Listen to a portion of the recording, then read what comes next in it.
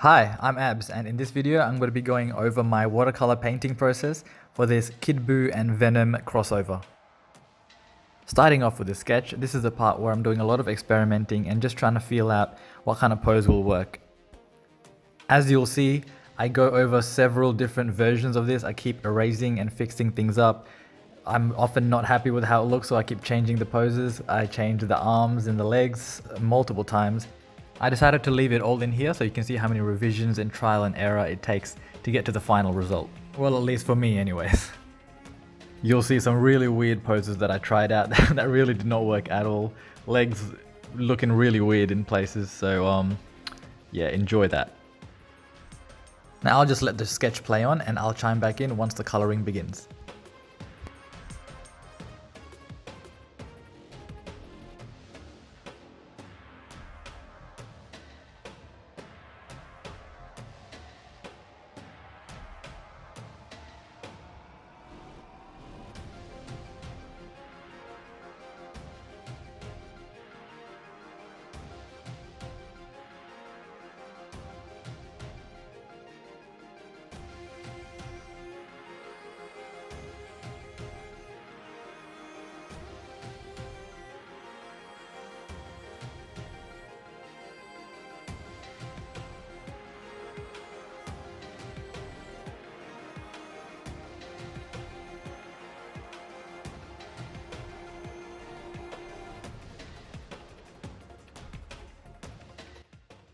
Alright, so the coloring has begun. Here I'm using a flat brush to paint in the large areas of the background.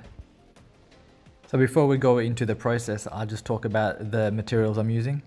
So the paper is just pretty standard watercolor paper. I think it was about 280 GSM. And the watercolors I'm using are the brand called Primo, which I think is a German brand. I'm not entirely sure. I just bought it here locally. It's a really affordable brand, so I would definitely recommend it for beginners. And the quality is quite decent as well. It does feel a bit chalky when it's dried, but it still has a really nice finish.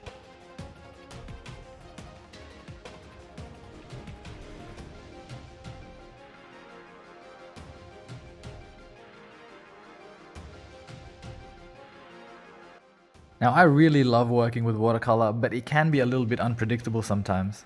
You don't always know how the water and the pigments are going to react together. So after I painted in an area, I will move on to another part while I wait for it to dry before adding any more additional layers. But of course, if you were to do the wet on wet method, then you would not wait for it to dry. The wet on wet method is essentially adding more wet paint to an already wet surface. This can give you really cool effects, but for the style that I'm trying to go for here, I wait for it to dry before I add any more paint. However, I do use the wet on wet method later on when I'm painting in some of the clouds. It's important to have good control over the amount of paint and water you put onto the brush. So for coloring the pink part of the skin, I would use a little bit of water and just a little bit of the paint so I can have a nice even layer without getting it too messy or too wet.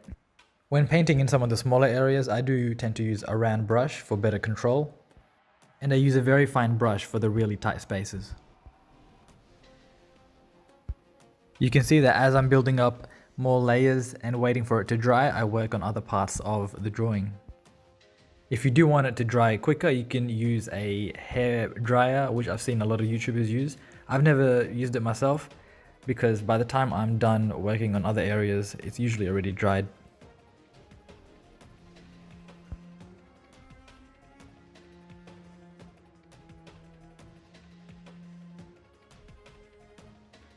Now I actually painted this in 2018, I only just got around to editing the video footage.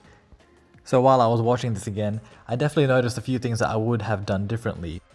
For example, VENOM's black extensions that are wrapping around and flowing out of BUU's body, I would definitely do those a little bit differently. There's not much of a natural flow to them. As you can see, BUU is sort of lurching towards the viewer and sort of in like a jumping pose. So I think if I would have done this painting now, I would have kept in mind the direction that the character is leaping in and maybe make those black extensions sort of flow in a more natural way.